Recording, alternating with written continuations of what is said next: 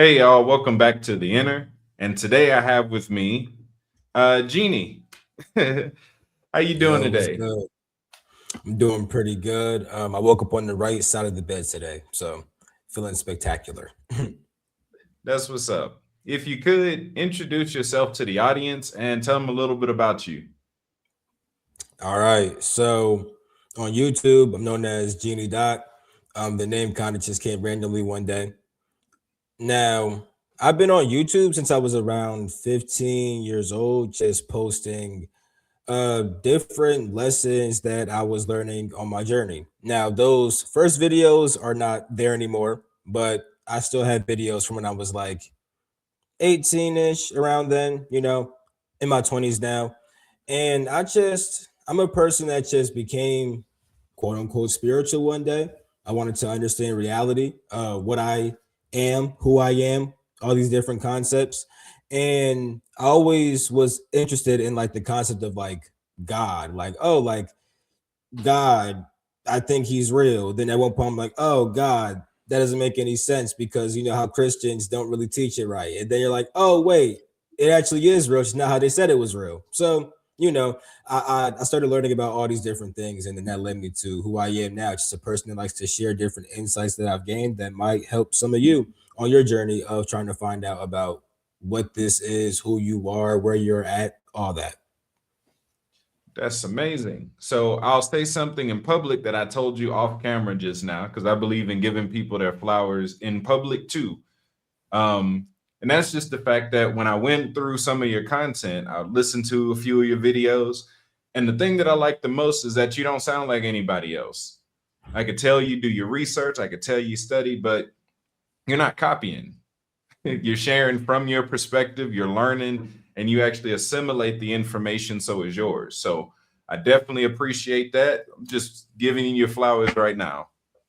And I appreciate you for recognizing that. Yeah, I try to be really authentic and just share what I've learned, what actually has helped me, and how I've seen things inside of my life. So I appreciate the recognition.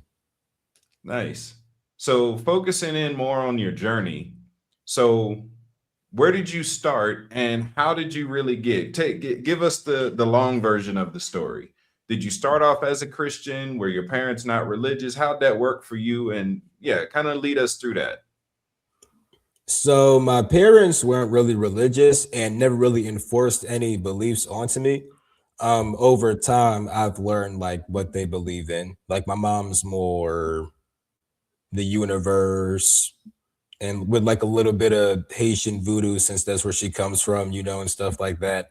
My dad just open mind. I could tell that in his younger ages, he was into like the kind of like those Hotep people, you know what I'm saying? Not that he was a Hotep himself, but if you know, then you know. And he never like expressed that openly though. Like I would just talk about certain things approaching his death, and then he was like, "Oh, what you know about that X, Y, Z?" Da, da, da. I'm like, "Okay, so you know a little something, something." And he believed in aliens, and he liked Egypt a lot and all that type of stuff. So I learned that about him, but it was never pushed on to me. Me, I just believe that there has to be a God. I guess I might have been influenced by Catholic school because I did go there. I don't really remember what they taught at all because I was super duper young at the time, but I didn't care either. But I was like, I guess I'm a Christian because I believe in God and Christians believe in God, so that's what I'm going with. And then I never really read the Bible. Like I just started reading that maybe about like a year or two ago, but you hear things like, oh, like you talk to God like this, or you got to pray, then God's not going to talk back. But you just wait for something to happen. It's going to be all good, and whatever the heck, right? So I'm trying to do the things that people say that you can do and interact with God. You talk to him, and then he just gives you something, and then you're good, and God's going to help you in certain parts of your life, and whatever the heck. Um, but I never got any insight as to like, okay, like who God really is truly, like where does God exist at? They say heaven, but where's heaven? Like, what really is even heaven? They talk about hell. I don't want to go to hell. I think that was my main reason why I believed in God. So I didn't want to go to hell. I used to have dreams as a kid where I was like on the floor and then like falling into the floor as if I'm going to hell. It's like, oh my God, no, I gotta God. And like I say I was young in these and like with those dreams, like 6 years old. So it was just in my mind like that, I guess. Over time, though, I felt like God was failing me essentially because I'm trying to talk to God and like nothing's happening and like I'm not really satisfied in any kind of way. Um, I want to believe in supernatural stuff, but the only thing that's supernatural is that there's demons and ghosts and be careful and stuff like that. So I'm really just scared of supernatural stuff. You know what I'm saying? But I've always been into like science though, and I think part of being into science and also computers kind of made my mind a certain kind of way where I was very analytical. So I tried being an atheist, and then that just was depressing. Like, not I wasn't like depressed, but I was just like, nothing matters. Yeah, that's okay. Who cares? Like I wouldn't have called myself depressed, but it's a very like low energy that I was in, and I was just doing anything just to do it. I'm in high school doing things like hanging with certain people that are sneaking liquor into schools. Now we're getting freaking like we're taking a shot before a pep rally, like stupid stuff like that. So over time, like I just started thinking about God again. I'm like, okay, there has to be something to this, right? Like, this isn't random. Something created this, someone created this, something, whatever the heck. So I came back around to that idea. And it really happened in like a spontaneous way. I was just kind of in my room one day and I was just looking at my room. And I looked outside. I'm like, yeah, this is intelligent. This was intelligently designed. And I got on my knees and I was like, looking at my hands. I'm like, okay, God, I guess you're real, but I'm gonna find out about you for myself. So I just asked God, I'm okay, God, if you're real, show me a sign. So the sign that I got wasn't really too crazy, but it was good enough for me. So essentially what happened was I was in school in computer science class. And I was like, okay, God, to prove that you're real, help me find my jacket. No, that wasn't the first. That was the second thing. First thing was just show a visible sign. So then later on that day, I go to a friend's house, and this friend is not the type to play a video that's called 50 Amazing Facts. He's either going to play video games or just listen to music. He's not. If you guys saw this person in real life, you're like, yeah, he would never watch 50 Amazing Facts ever. But he puts on 50 Amazing Facts. Okay. And one of the facts was that they found proof that Jesus Christ was real. And I'm like, oh, okay. No, I'm thinking Jesus Christ back then, not Yeshua and stuff like that. But I'm like, oh, Jesus Christ, okay, I guess he's real. But that kind of just flew over my head until like about an hour later. I'm like, wait, did you say that Christ was real? I guess that's a sign, maybe. You know what? I need one more sign. Help me find my jacket. I lost my jacket a week ago. Help me find that, since you can make stuff so clear, right? So when I got home, in my head, I just saw where my jacket was. Now that could have been me remembering where it was. It could have been some other familiar spirit showing me a jacket. I don't really care. At the time, I was like, oh, that's God. You know what I'm saying? And it felt right. So I found my jacket. I'm like, okay, God is real. So I started actually talking to God, and I was getting like more signs, and I just felt like I understood what God was trying to say. Didn't fully understand it yet, but that was like the basis. Then I got into meditation. I heard someone talk about meditation online, and I was like, maybe I could meditate to God. And I was also looking stuff up. I remember the first time I asked a question about God online. I'm like, wait, you could look up stuff about God. People just sharing all kinds of perspectives. I'm like, oh, this is lit. So that happened. I'm meditating now, meditating to God, and actually it felt great. Like I was able to instantly have my mind be clearer. I felt the peace and the happiness and the whatnot. I start preaching about it on Snapchat. Y'all gotta try meditation. And meditate every day. Da da da. You know what I'm saying? Like I'm just spitting this out because I was so obsessed with it. Even now I meditate. I still meditate every single day ever since I was 15. So it's been like over 5 years since I've been doing this, and it really is good for the mind and processing information and rejuvenating the soul in certain aspects. And yeah. So long story short, I'm meditating now, and I'm getting into crazier topics like astral projection and leaving the body and just things like that. So I know that I was also hearing like crazier beliefs like manifestation. Also, that's like a big thing for me when I found out that was real. Something in my life happened where I was like, why did that happen? God, why would you do that? And then that same day, a video about how you manifest your reality that popped up. I didn't understand why I let that happen to myself, to be honest. But then I was like, I was able to kind of understand the way of life that I was living. I needed a wake up call that said, stop living like this, essentially. And it was kind of showing me that. So yeah, over time, hearing about different things. I heard about Dolores Cannon. She talking about she's putting people in hypnosis and they talking about past lives and about what happens after death and stuff like that. And I'm like, oh, so this is not so black and white when it comes to what happens after death, because this proves reincarnation. This proves, at least what she's doing, is proof enough for me. This proves reincarnation. This proves that there's so much stuff in the afterlife, whatever the heck, right? And then I guess when astral projection came, I just wanted to find out more about it because it was first about lucid dreaming, and that was cool. And then I'm like, oh, you can actually leave the body. So I tried doing that. Some think it's like, well, I'm trying to think about how I could word this, depending on how people are defining leaving their body, because there's so many people you could define it so many different ways. But I'll just say people might have thought it was easy when they came to me at first, but like the whole like in depth, like trying to shut down the body and do all that, whatever, that wasn't easy, to be honest. Over time, though, I got it. But I was trying really hard to get that kind of an experience, and then I was having it more often, and then it wasn't like super fantastical, magical at first. Though. I'm just like coming out my body, looking. I'm like, oh, I'm on the bed. Oh, I'm walking around my neighborhood. Oh, I'm doing things like this. Oh, there's a scary being. I'm gonna avoid that. Oh, there's my neighborhood looks different. I'm gonna explore somebody's house real quick because this house has never been here before. Like just little things like that. Um, over time though, like I got scared by a certain witch being. I told the story on my YouTube, like a certain witch being scared me. I was like, oh, not leave my body ever again. Because I was at this point, I'm like, it could be like 2 a.m. I'm trying to go to sleep and I just slip out and I'm just unconsciously walking around, like just doing things. So that happened. I shut it down. And then from there, I started just getting into like reading more. I found out that you could actually learn from books. That was huge for me. So I hated reading. I didn't like reading story. I'm thinking it's only storybooks out here. I'm like, I'm not trying to read no story. I don't care, but I'll watch a TV show. That's how I felt inside of my head. But then I'm like, oh, you can actually learn things from books about spiritual information. I'll read some books. Started reading books.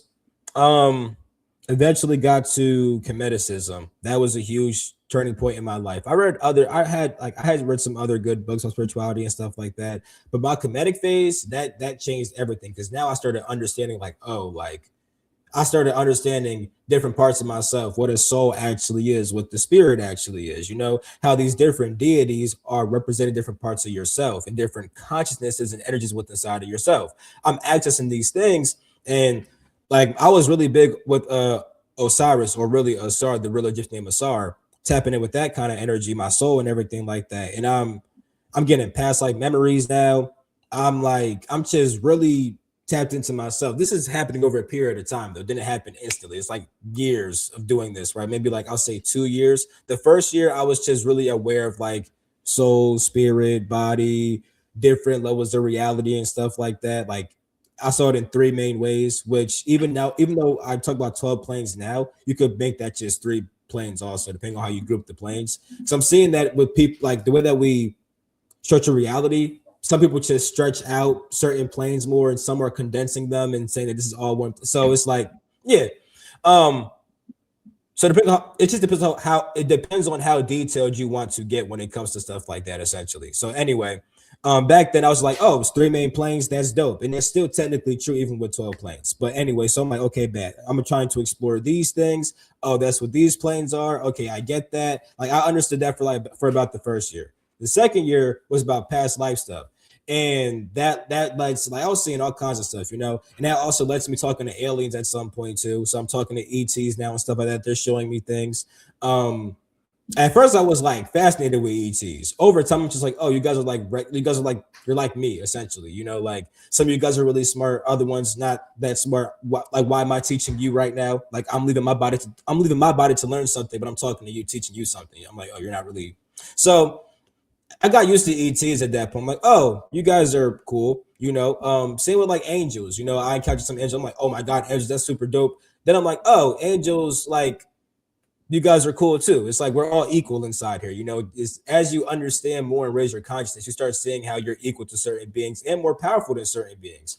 Not Mhm. in like the ego where like I could destroy you, but more just like, oh, like I can do more than you can do. I have more capability than you. I can express more intelligence than you, essentially. So I started Mhm. seeing those things over time. The alien thing changed me a lot though, because like I said, that was opening my mind to so many different perspectives, and that's what led me to actually find out about 12 planes, because that came from like more dragons and stuff like that, which I found out it's crazy, bro. I found out that those were seraphim. Like I was having that idea, then I saw your video about the heavens. You called them seraphim. I'm like, oh my god, bro. Okay, so I Yeah. know I'm not tweaking right now. Okay, cool. So and the Yeah. dragons have showed me a lot of things. And like learning from dragons and just also other beings, but dragons are like a kind of heavy center inside of my life. To like even nowadays, I just learned something new about them literally a week ago. But my point is, what I'm trying to say is that after learning from all these different beings, it opened up my mind to so many different perspectives about reality and how different beings see different things. And I was seeing how they intertwined, which is like I was able to see different states of consciousness. I could map out 12 different states and 12 different levels, but I'm like, these are all like those 12 levels could become even 24 if you wanted to, 36. It could become two. They could become three. Five. So I'm seeing like the framework that I have right now. I'm like, I could loop together so many different other frameworks that it kind of gives me a stable basis as to where I'm at, different parts of myself, different layers of reality, and how to navigate them. And now that I have that, it's been way easier for me to navigate reality and interact with it in certain kinds of ways. Now I know where, like, if I want to affect something in my physical life, I know which plane to contact first, which one has the closest connection to this plane, and how things operate over there. You start using higher laws that function in higher planes, but these higher planes roll over the lower planes. So if you operate from these higher laws, you do things from a higher perspective and stuff like that, with higher ways of thinking, feeling, acting, all these different things, you start to essentially be able to change your life. So I'm I started being able to do that. Leaving my body became clearer. And I also started seeing how people like I started seeing how remote viewing and stuff like that works and what people might call that and everything like that. So started getting into that more. I'm like, oh, this is really lit. So it's like I just started exploring a whole bunch of stuff. I'm really big into time right now. I was into time before, like during the whole ET stuff, but now I'm into it again. Like in like a and I have way more control over it. Like literally yesterday, an hour drive felt like 20 minutes. Like to be honest, like that felt so quick. And being able to also perceive different events through time and different timelines, stuff like that. I've always been able to kind of tap into that, but like it's getting even stronger now. Like now I can really set, like I could easily spot when something's about to happen. Like, I see these certain patterns that leads to that, and then it kind of just happens. Like even with like TV is super easy because you kind of just feel the script behind the TV show and how the events are going to play out. So I've been doing that too. So that's how I kind of got to where I'm at right now. Right now, I'm just exploring all kinds of things, out of bodies, really heavily time, different beings, certain things with dragons, like I mentioned a little bit ago. Yeah, that's what I'm doing now. Nice. You shared a lot of powerful stuff. I don't trust the audience to have caught everything because you dropped a lot of gems on accident. One of the things you mentioned really went in line with what I was going to ask you next, which was just to talk about some of the beings that you mentioned. And I was going to try to get you to talk about dragons, but you already talked about dragons. So we'll just continue from there. So you're right, like seraphim, and I don't usually call them, I don't usually say on my own, dragons and seraphim are the same because there's a bunch of draconic entities that you can run into that aren't necessarily classified as seraphim. But in general, I guess you could say the seraphim fit the Chinese dragon archetype of the Shinran. uh and yeah, like dragons hold a lot of power, but it's the wisdom that they carry that makes them, let's just say, a little scary. Scary, but not in a scary way, because you can kind of feel the weight behind their words. Hmm. So continuing with that, let's talk a little bit more. I'm actually going to reopen the floor up for you. Talk more about some of your encounters with some of the entities, and feel free to share whatever you're comfortable with. Whether you want to talk more about some of the aliens, some of the other astral entities you bumped into. All right, so I'll start with dragons real quick because yeah, those are some of my favorite beings, and yeah, I learned about these different dragon hierarchies, and like now I'm seeing how like so with those higher Chinese, like I call them grand dragons now, like the more serpent, like the Chinese dragons. So these grand dragon like beings, like okay, that's like the highest form of like a dragon, essentially, you know. And then there's all Yeah. these lower offshoots of them, kind of like a fallen angel a little bit. And I started seeing how like a lot of people's beliefs about like certain demons and certain things like that. I'm like, some of them is just like these like draconic beings and stuff like that. These fallen draconic beings. I'm like, okay, I see that. I see where that's coming from. I don't see why like the horns are like such a big thing because dragon horns and stuff like that. I'm like, okay, I get it. The wings and everything. I'm like, oh, this makes sense. So that was pretty dope learning about that. But yeah, the higher dragons, I start seeing how they're like pillars of reality in a sense. Like the way that they can morph and structure and like they literally help to upkeep all reality. Like the different elemental dragons, like for example, fire deals with like certain like periods of growth and evolution, right? The some dragons might even help a star to stay alive, to be honest. Um fire dragons also like they're connected with light because I saw how these you have these certain fundamental forces, light, space, time. Although space and time are kind of linked, it's like time's the movement inside the space. So you have space, time, light, gravity, and sound, right? Sound, wind dragon, you know. Water is the time dragon, right? Fire is light, space, ether, and then gravity, earth, constricting things, condensing things, right? So you see how these dragons are like higher forces of nature in all reality, to be honest, how they start to structure reality in certain kinds of ways. So I've been getting really deep into that. And then you start getting to dragon magic, which we can actually use like the flame of a dragon, their essentially their life force to kind of have some of these abilities, but it's not for an egotistical manner. You start seeing what these Chinese people started doing when they would start controlling the rain and they would start making certain storms happen and they would help the crops to grow and stuff like that. They're doing all these magical things and they're so close to dragons. They're actually harnessing that power to manipulate reality, but it's like they're not doing it for their own sake. They're just being an upkeeper of reality. They're just Yeah. helping this to stay how they're supposed. They're all about balance. It's not about I'm trying to make myself be big and bad. No, it's just like I have to keep creation in balance, and the dragons partially help to do that. So I'm going to work with them. You start seeing how phoenixes Yeah. are kind of like dragons, kind of twin in a way, like they're opposite twin with phoenixes. So I've interacted with phoenixes and stuff like that. I see how phoenixes are more ascension, dragons are a bit descension. Dragons are structuring things from higher to the lower. Phoenixes help you ascend back up. So I've been seeing that. And I'm like, okay, this is really dope. There's like smaller baby phoenixes that like do like modern things, like they might restart your life a little bit and stuff like that. But the bigger ones start governing entire cycles of creation and everything like that. So that's really Yeah. dope. And they work with dragons They heavily. decide when solar systems end and when they start over, and where stardust goes after stars explode. The fun stuff. Now, something else, just going back to dragons a little bit, you mentioned the Chinese. The Chinese, in a very subtle way, told us where they got their science from. They told us that they got it from the dragons, not just through the folklore like Ao Kuang versus Sun Wukong, but in their elemental studies, they get it from the goddess Nuwa, who is usually depicted as a serpentine woman who is the master of five elements. Then we look over to the Greek culture, right? Greek mythology, Roman mythology. They talk about the giants who went to war with the gods. Primal elemental forces, usually depicted in a more reptilian sense, the most powerful of them being Typhon, the son of Echidna, the queen of the monsters or the queen of the giants. You're dealing with raw elemental forces and embodiments of elemental principles.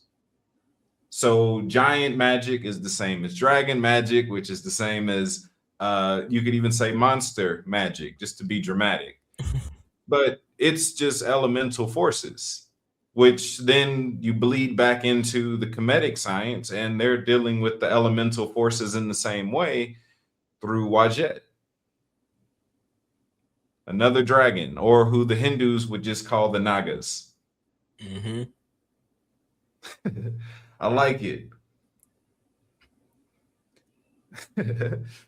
So continue where you were going. You were just talking about phoenixes, and yeah, the small ones. You something that people can probably think of, but they don't necessarily grasp the concept of is that oftentimes in the spirit world, size does matter, or in the astral Yeah. plane, size does matter.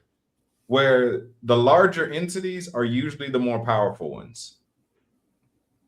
And sometimes they'll shrink themselves just to become visible.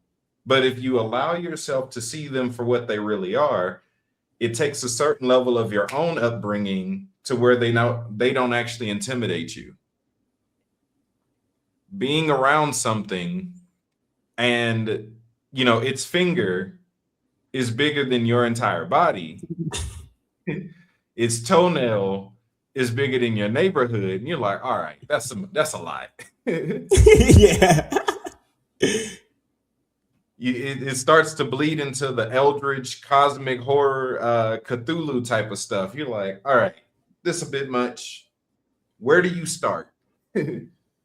Having conversations with certain entities and you see an eye and that's it. I'm like, some of them do that just to see if you scare easy. Yeah.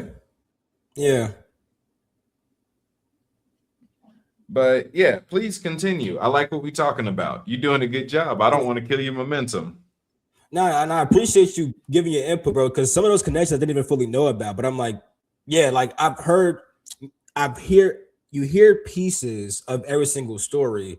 You just brought them together real quick. And people need to realize that this is not new. People will like people, I get what this whole new age stuff is. I've seen that. I get it. Yeah. But a lot of this wisdom is not new age. It's just a Yeah. resurfacing of the old. It's all it really is. And now people are just seeing different aspects of it. Because understand back then, they're not writing down everything. They're not going to tell you super directly because the wrong people know it.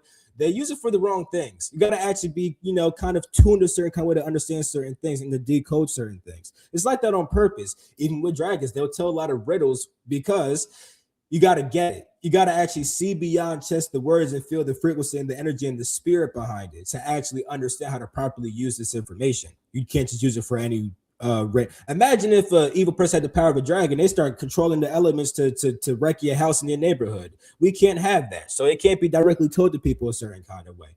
So, but it is inside the cultures. It's always sprinkled inside there. And they left the little sparkles in the past. But yeah, with the phoenixes, yeah, exactly what you said. I kind of see this like phoenixes will say, okay, this must happen at that time, and then at that time, this will happen. Then the dragon might say, I bet it just starts doing it. But the phoenix, it's like the same power used in different ways, the same primal forces, but taking on different forms, literally. And that's really at the highest level, that's what kind of all of us are. We are really just the same things taking on different forms, expressing ourselves to each other. And then all that happens is that we all have our own unique forms and minds and perspectives. So because of that, we can interpret the same things through different lenses. And people are meant to have that lens for a reason. Like some people might encounter a dragon energy, but not perceive it as a dragon. But the people over here, they all see a dragon.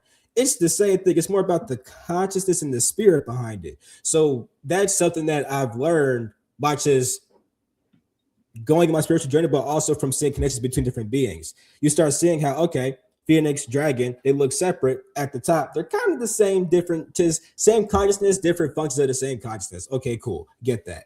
You start seeing how with all these different spiritual systems, it's the same teachings just said a different way, same consciousness, different expressions, Yeah.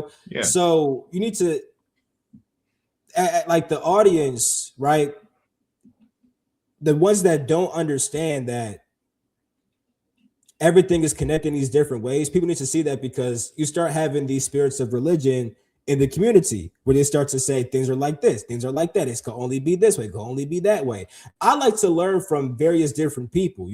I like to have perspectives that challenge mine just to find out that it looped into mine. Okay, that's perfect.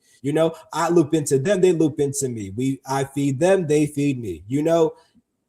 That's how things are kind of supposed to be. And I say supposed to kind of lightly because you can do whatever, free will, do whatever you want to do. But like in a higher divine way, this is how things function. And this is where you start getting into actually building certain kingdoms on earth. Everybody's kingdom is different but connected at the highest level. So like with an empire, and that's why in your channel we talk about the imperial stuff, bro. I'm like this, yeah, bro. He's on it. I've taken a couple codes from you for sure, bro. I'm like, yeah, this is lit. So yeah, an empire, like you said, is a group of kingdoms. We all are going to establish the ones who are actually trying to bring the fullness of who they are down into this earth and not just leave it all the time, because you're trying to leave something that you could actually master. So when you bring yourself fully into here, you start to establish the heavenly kingdom that you have literally on the earth. Your spirit literally has a kingdom that it inherits. Like, this is yours. You could build that here. When you build that here, is going to look a certain kind of way. You're going to have the way that you rule it is different. It's like the different mental beliefs and thoughts and laws and stuff like that. Your kingdoms really interface through your whole entire being, even like through your mind, imagination, emotion. They function in these similar ways. Even certain beings that might defend your kingdom, they could pop up through you as your emotion. Literally, you have a lion that's defending your kingdom, but now when someone tries to attack you through their words, right, you get confident because that dragon energy gives you, that lion energy gives you confidence, right? So you start to see how this greater, the macrocosm is literally manifesting through the microcosm, your being, right? If you establish it on earth. But I wanted to say that because this research get different perspectives also that once again loop into one, right? When I build my kingdom, I have my laws, I have my rules, I have my guards, I have my servants, quote unquote servant, not like you serve me, but if you know, then you know, right? I have my my advisors, my high councils, my generals and stuff like that, right? It's gonna look different, right? But I could still respect your kingdom if you run it differently. You have your laws, you have your mindsets, you have your whatever the heck. I respect that. Your philosophies, I respect that. It's cool. Because at the very top, we all in the same empire anyway. And we are supposed to have ownership and dominion over this earth. So people keep trying to leave it all the time. That's cool, baby. You're just not going to build your kingdom here. You could build it somewhere else, whatever. You might not even inherit a kingdom because you're not even trying to tap into the higher part of yourself in that way. The thing is, you have something sitting right there for you, but are you going to claim it? Or are you too busy trying to be somebody else? Because we try to be somebody else, you claim somebody else's inheritance, right? If I'm trying to be freaking Michael Jackson, but I'm not supposed to be Michael Jackson and stuff like that, I'm trying to become what he's supposed to be. I got to become who I'm meant to be. And I inherit what I'm meant to inherit. Like, that's what, like, the information that I get is part of my inheritance. I'm literally inheriting what's meant for me to learn. I'm being taught how to rule my life in my own kind of way. People get taught how to rule differently sometimes, but a lot of the base, it's like at the core, it's all the same. You could split up the same things in several different ways depending on intricacy and the depth that you want to go to. So yeah, I kind of went on a different kind of thing from beings. Oh, no, you good. Keep flowing. Look, I'm having fun just to hear somebody talk about this stuff. So you're not upsetting me at all. Keep going. Perfect, bro. But yeah, I'll center back on some beings though. So because I started seeing different classes of beings now, also like different like rankings you could use, or just different functions for certain titles, like with celestials, and how, because granted, someone might say celestial and then it's a different definition, and that's cool, right? But like just how I've experienced it, I'm like, okay, so whether it looks like a lion, whether it looks like a chimp, whether it looks like a human, whether it looks like a freaking octopus, whether it looks like a fairy, it might have this level of celestial where they could like embody the fullness of their spirit, and they're kind of able to manipulate different dimensions and forces of reality a certain kind of way. Okay, that's a celestial, right? And then you're like, oh, do you have these titan beings? They're like, it could be a giant dragon, it could be a giant human looking giant, it could be a giant even a crab, but they're destroying whole realities over there. Okay, that's a titan. I'm saying that part because I'll mention sometimes celestials and titans and supreme gods and overlords, and it's like, don't get attached to the names, look at the functions, because you start seeing that form talks about more the personality and the expression, but it's more about the consciousness behind it. Like, you got the crab titan versus a scorpion titan, different expressions of the same destructive energy. You know, they just destroying things in a little bit different ways. So I started seeing how you could really class certain beings based upon function. And that's what a lot of people actually started doing when they started making like angel hierarchies. Some people don't realize that, because like actual angels versus what some might call an angel, somebody called an ET an angel one time, you know, like, and then it just class that a certain hierarchy, you know, like you have to start really accessing the consciousness behind this, the spirit behind something, what's actually behind this word. Because people get caught up at the words so much, and they don't realize that, oh, I'm buying into this word and this way of it being said. And I could learn about that over here, but I'm scared to learn about it over here because they worded it a bit differently. Like Yeah. this is where you can start getting, once again, religion, spirits of religion. It has to be said this way, done this way, be this way. And it's like, no, it could be that way for you. You are learning that way. That's perfect for you. You need that for yourself. Me, I might not need that, but we're still getting the same information. Maybe you learned this piece first, I learned that piece second. But once we learn everything, it's like, oh, you're really just my equal. But you're kind of like, once again, same consciousness, different expression. That's a big point I want to nail to a lot of people, because that's super important. Because when you start navigating higher planes, there is no more forms. You're not interacting with forms anymore. Forms are actually kind of lower things when in a way.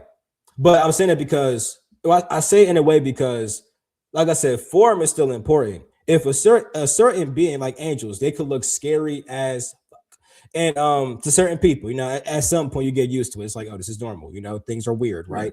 But you see that, and that form communicates a certain expression to you. But then that angel on the highest level can literally disregard its form, its massive, scary form, and just exist as its consciousness. And that's like one of the purest states to talk to a being inside, because now you understand the fullness of them. But even just feeling the power of the consciousness starts getting like, oh, like it starts getting overwhelming, to the point where even the form was not as powerful as the energy. Because people got to understand this also. I've seen that there's three main things that make reality: consciousness, energy, matter, right? Consciousness rules over energy, energy rules over matter. And really, they're all the same exact thing, just different condensations of the same exact thing. Intelligence can form into energy that forms into matter. It's really all the same thing. But I said it like that because people tend to perceive energy through feeling. And things with a more powerful consciousness have a more powerful energy. Things that are aware of essentially more than you. They're aware of more information. They're aware of more things about reality. They're aware of their true nature. They're aware of their own divinity. Because they are more aware of these things than you, their energies are more powerful than you. And these beings that are very pure and super close to the source of all creation and super close to God and all that kind of stuff, they're going to have a very powerful energy because their consciousness is so high. So this becomes a code for other people. How do you increase your power and your energy? Increase your awareness. Become aware of more things. If you are a little kid who's not really aware of your higher faculties of being able to think a certain kind of way, act a certain kind of way, tap into certain energy, you're not that aware of it, you can't use your power at all, right? But as you get older, you're like, wait, I could do this, I could do that, I could be this, I could be that. You start having more power and more expression of that power. So the more you become aware of something, the more power you have inside that area. People want to increase their authority, become more aware of the parts of that actually has it.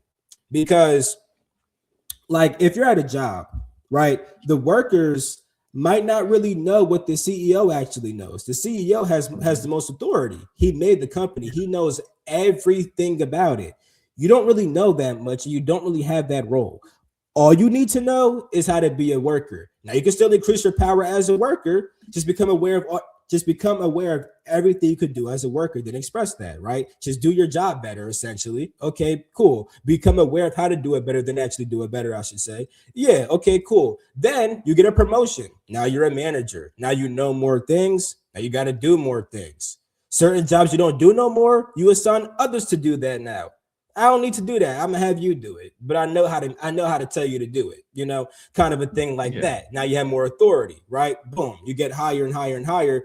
My point is, you start seeing how these things could be so intricate, like authority and power, but also if you make it simple, become more aware of the part of you that actually can do more things. become aware of your soul, and most importantly, your spirit. Well, not most importantly, they're Yeah. all equal, and they all have weight inside their respective worlds and stuff like that. But my point is, become aware of those things and what they can actually do, then start expressing that. You start seeing how you have more control of your life than you think. And now you don't even want to leave. You don't want to leave this place because you start to make it heaven on earth. Why would I leave my heaven? It doesn't make any sense.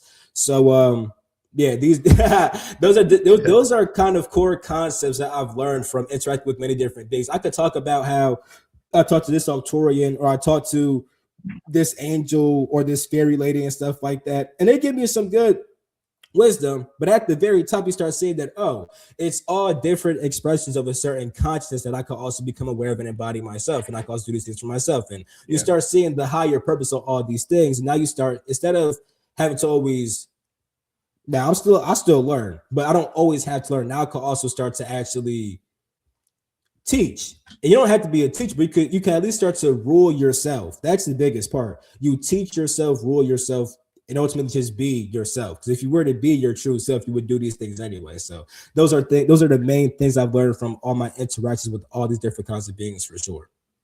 Now, something that you mentioned earlier that I really like when talking about the imperial structure, a bunch of kingdoms working together, is also coupling that with how we govern ourselves and what we allow. That goes into the experiences that we have, because even if we don't know we're that powerful, other beings know we're that powerful and respect the laws we set. So some people have laws against certain entities meeting them out of pure ignorance and wonder why certain beings don't show up for them. It's because you have a sign that says kill on contact, kill on sight if you ever see this thing, and they just not coming around. You have a no seraphim allowed sign out in front of your kingdom, and you're like, how come I don't see those? Because you Yeah. told them not to show up.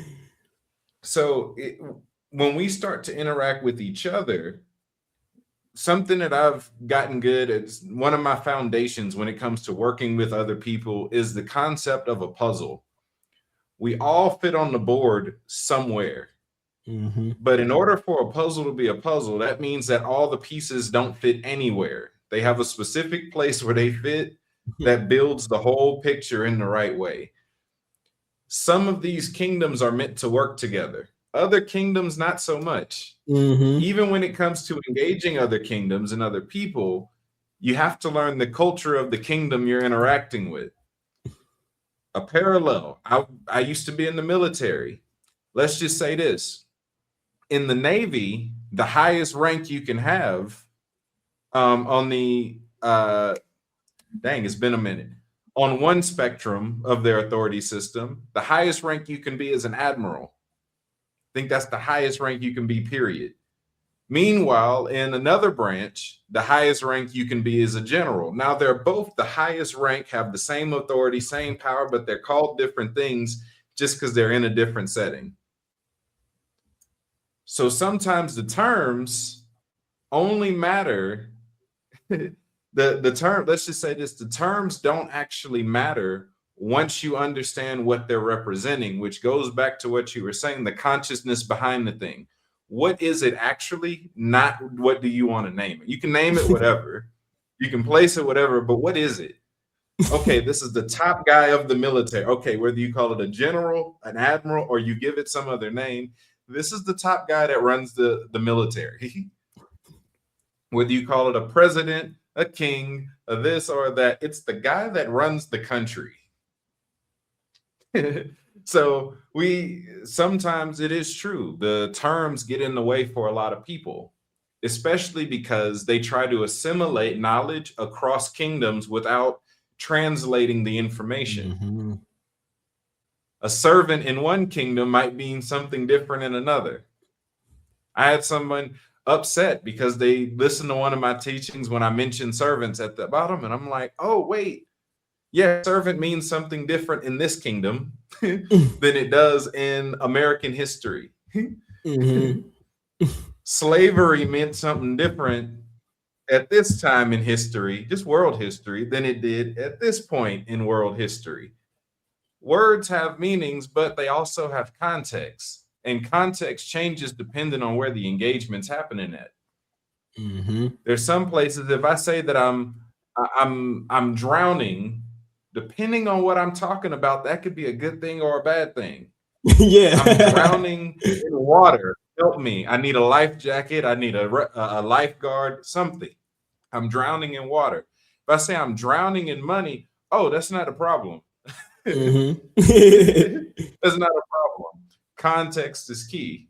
More vocabulary matters, but vocabulary is only as good as our wisdom when it comes to engaging context, which helps us stay out of trouble when we start engaging these other beings, because you can recognize them for what they are apart from how they're trying to present themselves. Because the low rankers and the high rankers both like to play games.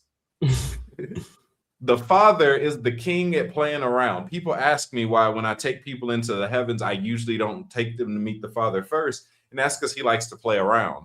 I'm like, not for first interaction. You go play with him later. But as massive as he is, he likes to appear small when you see him. He likes to show up little. You know, Master Yoda, the Ewoks. He likes to show up real little just to pick with you. It's like, ain't no way this the emperor. And he's trying to psych you out is the main thing. He plays around.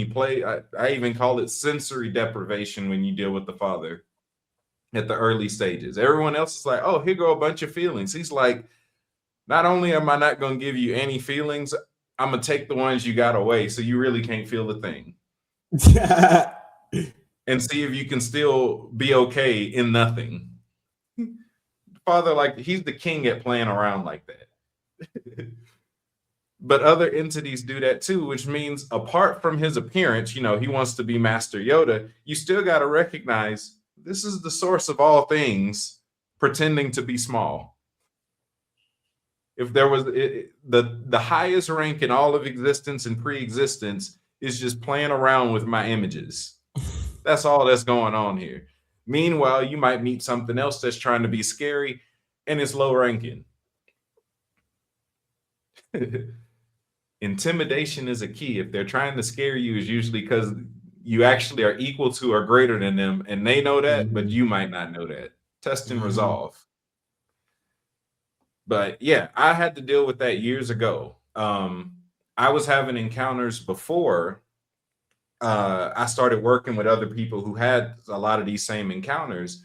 And when I started working in their groups, it took me like 2 months to learn their vocabulary so that I could find out what they were talking about. So when I taught, I could use the language they knew.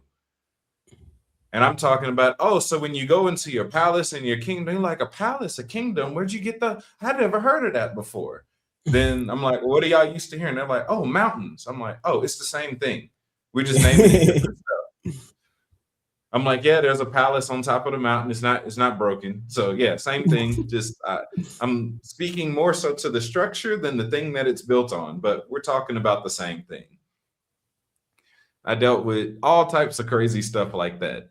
I was saying mentors, they were saying governors. I'm like, what's a governor? They describe it. I'm like, oh, mentor, governor, same thing. Got you.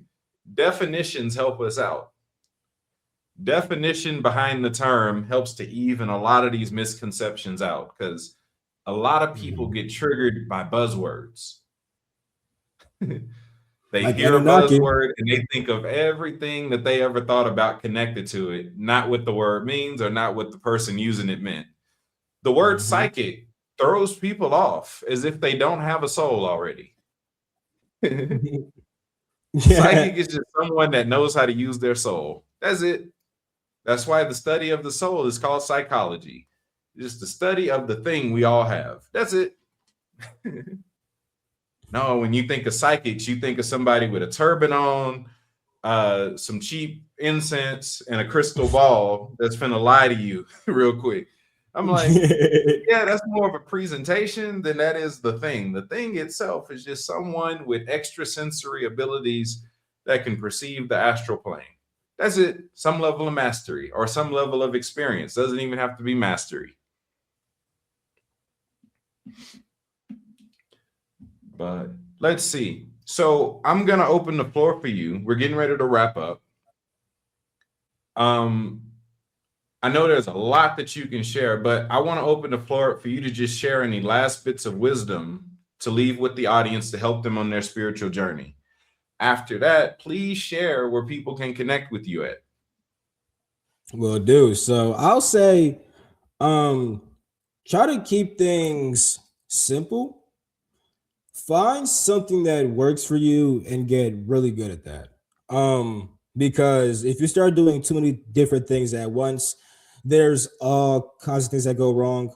You could say energetically, you just become more chaotic. You could say that mentally, your brain is like, oh, I got to do this and that, that. It starts mixing things together and doesn't know what it's doing anymore and stuff like that. You get really confused. So keep things simple and don't try to know where you're going, but actually take the path. Don't try to skip steps. Don't try to say, oh, I see that person do this, I'm gonna do that tomorrow. No, it certain things take time to get there. You know, you don't want to just start putting yourself in situations that you're not ready to actually be in. You're gonna regret that real quick. So make sure that you build some basics. You know, understand what actually goes into becoming, which quote unquote spiritual. Find out what that actually means to you and how to actually develop that for yourself. Um, Make sure that you, when you learn from other people, don't just take everything that they say at face value. We just went really heavy on definitions and stuff like that, but even just beyond that, people can, you, I'll put it like this: people can show results of certain things. That does not mean that they have the best results ever. For example, somebody might have one good apple for you. You take that good apple. The rest of their fruit spoiled. But this other person has a whole entire tree for you, and the tree keeps on growing. It's a healthy tree. Fruit grows all the time. So be aware of that, right? Just because somebody had one good fruit does not mean that they have the whole entire forest of all the fruits, right? Take the apple, take that one thing, and if everything else is some BS, just leave it. That's great. Um, Sometimes you might really find that one teacher that everything they say is what you need. Sometimes it's gonna be multiple people. It's okay. Everyone's journey is unique. You know, you gotta just live it and actually experience it. You know, it's okay to sometimes maybe you got something quote unquote wrong real quick. Usually you understand that even when you were wrong, it still taught you something that can help you become quote unquote right, you know. And even then, right or wrong, most of the times it's your perspective of certain things. To be honest, you think that something's right one day, then it's wrong the next day. You don't know what's going on anymore. So learn to actually judge things off of the true growth and not just your ideas of growth from what other people say. See the actual improvements inside of yourself and your life for yourself. Don't just look for certain signs, just see what signs are naturally coming for yourself. Because if you start looking for certain signs, you might never see those, but you missing everything else that's trying to come your way. I did that a lot when I was trying to achieve certain things. I'm looking for signs of something, but I'm seeing growth in all these other areas. And I'm not watering that. I'm seeing all these other things trying to approach me inside my life, and I'm not focusing on it, and I'm missing out on something that could actually benefit me. So look at what's coming to you, and now be careful with that, of course, though, because don't just, something's coming to you might not be good for you. Let me say that real quick. But what I mean is when you're practicing certain things, right? Look for the growth that you're naturally having. I get that you have certain goals. Sometimes you want to achieve certain things. Sometimes look at what you have right now and appreciate that. Gratitude really does go a long way because you say, I have something, I'm gonna have more of that later, right? Those who have more. So if you already see what you have, you'll get more. You don't got to just try to get everything at once. You know, you don't got to eat the whole entire meal in one bite. You can take small bites. You'll get the whole entire meal done. So I want to say that because this whole journey is unique for everybody. You'll learn things in all different kinds of ways. You'll experience all different kinds of people, and over time, you'll recognize that all these places that you went, even if you didn't stay, they had something for you, whether it was a rude awakening or a very powerful gem. You take all these things, you wrap these all into your own unique experience, and you start having your own unique perspective about life. You start actually living the life that you're meant to live. Even if you don't say all the right things according to somebody else, your life is still going great. You still feel great because you're being who you are meant to be. Part of expressing infinite potential is that every single piece of infinite potential is different than the last. infinite potential is not just the same. If I have an infinite potential to become anything, that involves anything, not one thing. So I could become this, all these different things. We can all become all these different things, right? It might be from the same source, but the expression can still be different, and that is important to understand because you're meant to be yourself, nobody else. To keep it simple, right? That's all. I'll leave it at that. Leave your walk your journey in those kinds of ways. If you want to find more of me, I do have a YouTube at Genie Dot. The YouTube is already great, a lot of free content. I have over 1,000 videos on there. I've been posting for a little bit, so the content over there is really good. It will help you for sure. You want to get a bit more advanced? Okay, we got the Patreon. It's only $10, real cheap. Some advanced stuff on there. Little stuff for your spiritual journey is going to really assist you and help you. And I do offer like coaching and stuff like that. If you guys want to talk to me one on one, you guys need me to intuit your energy or just give you some advice. See what I offer. You'll see. And then different courses and stuff like that. Leaving the body, committed to your life and stuff like that. You could learn more about those on my channel and just on my different links. So yeah, that's me. That's who I am. And I appreciate you for having me, man. This was a great conversation. Yeah, I could tell that we have a lot of similar understandings and knowings of a lot. I like that for sure. Oh yeah, that's why I just let you flow. I'm like, I don't have to really steer the ship. I get to let them drive for a change. It's rare I get to do that. So thank you for letting my job be easy. You're welcome, bro. All right, y'all. So this was a great time having Genie on with me. Please check out his YouTube channel, check out his Patreon, connect with him. That concludes this episode of The Inner. Until next time, y'all be blessed. Later.